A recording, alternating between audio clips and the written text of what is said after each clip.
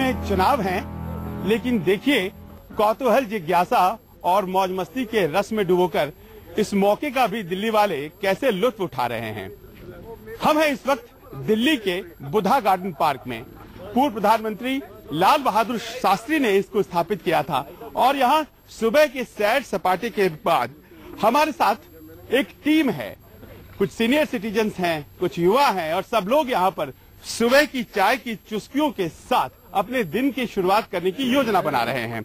और इसी बीच हम इनके पास पहुंच गए हैं ये समझने के लिए कि आखिरकार क्या होने जा रहा है दिल्ली का हाल, आखिरकार कौन होने जा रहा है इनके वोट का हकदार। क्या वो माकन होगा या फिर बेदी या फिर केजरीवाल। ये शुरुआत होती है चाय के साथ, तो आजकल तो थोड़ी सियासत भी उसमें भी मिली होती होगी। बहुत ज्यादा सियासत होती है जी। हर एक आदमी के अपने अपने व्यूज हैं और व्यूज को एक्सप्रेस करता है। कोई कुछ कहता है, कोई कुछ कहता है, कोई कुछ कहता है। लेकिन अभी मैं समझता हूँ अभी लोगों ने कुछ ज्यादा अपना मन बनाया नहीं है, क्योंकि तीनों क्लेम कर रहे हैं कि हम ये कर देंगे, हम ये कर देंगे, हम कर देंगे, सिमिलर बातें कर रहे हैं। मुद्दों ने कंफ्यूज कर दिया है, सब एक ही तरह से बात कर रहे हैं। भाई जहाँ तक मैं समझता हूँ जो रूलिंग गवर्नमेंट है उसी के साथ चलना बेटर रहता है। ये राजधानी है, हमारी सड़कें तो बिल्कुल खड्डे वाली, और जो हमारे जो टैक्स से जो चल रही है सरकार, उनकी सड़कें देखिए कैसी पॉलिश है, क्या मजे से जाते हैं।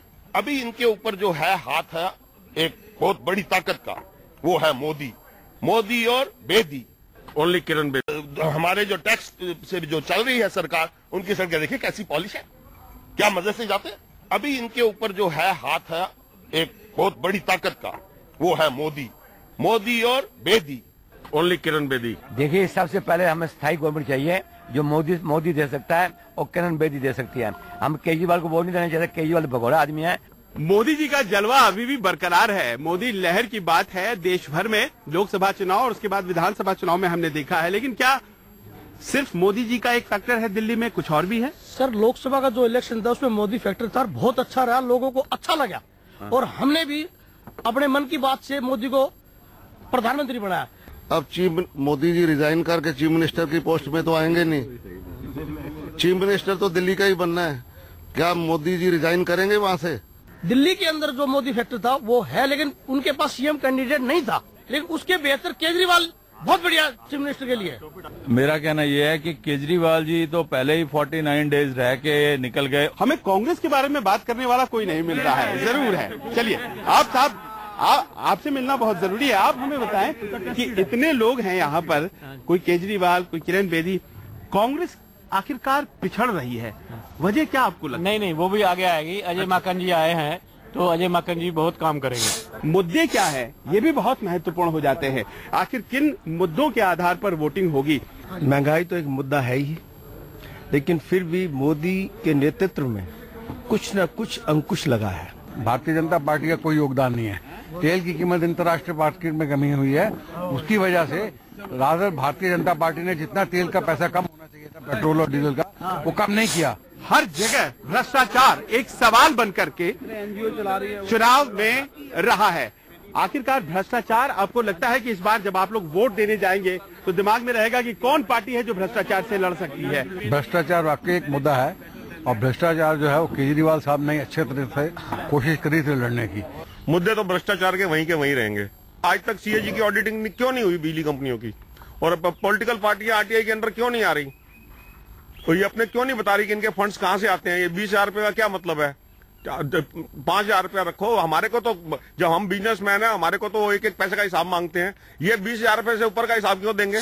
प्रॉपर्टी का रेट अगर कम हो गया है तो खरीदने वाले को तो फायदा है, हाँ, तो बेचने वाले को जरा नुकसान है। तो आपको लगता है कि ये बातें भी दिमाग में होती हैं जब आप लोग वोट करते हैं? जरूर होती है। कांग्रेस के टाइम पर प्रॉपर्टी बहुत ऊपर गई थी, बहुत ज्यादा गई थी। अल्टीमेटली मोदी को सारी एडवांटेज मोदी को ही मिल रही है। क्या चॉइसेस बढ़ गई हैं, इस कारण से लोग कुछ नए तरीके से सोच रहे हैं, या फिर उनको लगता है कि ये तीसरा कोण जुड़ा है आम आदमी पार्टी का, ये कोई बहुत बड़ा फैक्टर नहीं है? आप कहने से एक टक्कर हो गई है और बहुत अच्छा हुआ। आप वाले जो है केजरीवाल जी अच्छा काम कर रहे थे और उस टाइम में घूसखोरी भी काफी बंद हो गई थी। Stability and sustain stability requires. यानी कि जो 49 दिनों वाली बात है उसके लिए तो उन्होंने माफी मांगी है। माफी मांगी है तो हमने कब माफ किया है? क्या ये जरूरी था कि इलेक्शन रिपोल हो? नहीं था, लेकिन उसने कोई बुद्धिमत्ता का सबूत नहीं दिया। ये एक बात दिल्ली वालों के दिमाग में, दिल में एक बात ये है कि केजरीवाल बेशक ऑनेस्ट हो सकता है, लेकिन वो he is not a nice politician. पर आप कांग्रेस की बात नहीं कर रहे। कांग्रेस तो कहीं हाशिए में नहीं है। आज तक हमने हमेशा कांग्रेस को वोट दिया, जब से हम वोट देने लगे हैं हमेशा कांग्रेस को दिया है, लेकिन फर्स्ट टाइम जब ये प्राइम मिनिस्टर मोदी जी आए तो उस टाइम हमने चेंज किया। तो ये विचारों का जो बदलाव हुआ आपका? हाँ, क्योंकि कांग्रेस ने कुछ किया ही नहीं। जब से मोदी आया है कोई चेंज किया? कोई चेंज आया? नहीं चेंज नहीं है ना। जो इन्होंने कॉर्पोरेशन में पिछले कई सालों से थे, एक बाथरूम नहीं बनवाया, जाके यूरिनल देखो उनका क्या हाल है। और केजरीवाल को चांस देना चाहिए और वो ही जीतना चाहिए। लेकिन आखिरकार उन्हें मौका दिया गया तो वो रुके नहीं। रुके क्या? ये भगाने वाले यही थे, बीजेपी वाले या कांग्रेस वाले। कांग्रेस ने समर्थन एक सवाल है आपने उठाया, वो सवाल ये है कि दिल्ली में एमसीडी में सालों से भारतीय जनता पार्टी काबिज है। दिल्ली के लोकल सेल्फ गवर्नमेंट का भी अपना एक रुतबा होता है, उसके पास अपने पैसे होते हैं, और इनका ये कहना है कि आप देख लो कहाँ यूरिनल्स हैं, आप देख लो कहाँ टॉयलेट्स हैं, महिलाओं के लिए क्या व्यवस्था है। कारपोरेशन ने ठीक है काम इतना बढ़िया नहीं किया, ये तो तय है, ये तो तय है। भाजपा की कॉरपोरेशन की सरकार दिल्ली के अंदर है, कई सालों से है, और दिल्ली का जो एक बारिश में बुरा हाल होता है ये हर आदमी जानता है। आप भी इस बात से रूबरू। लेकिन उस हिसाब से अगर आप बाकी स्टेट्स का दौरा करो, यूपी, बिहार, पंजाब, दिल्ली में रोड्स ये वो सब बहुत बढ़िया है। आखिरकार ये भी जानना बहुत जरूरी है कि महिलाओं के मन में क्या है, आखिर वो कैसे सोच रही हैं और कैसे देख रही हैं आने वाले चुनाव को।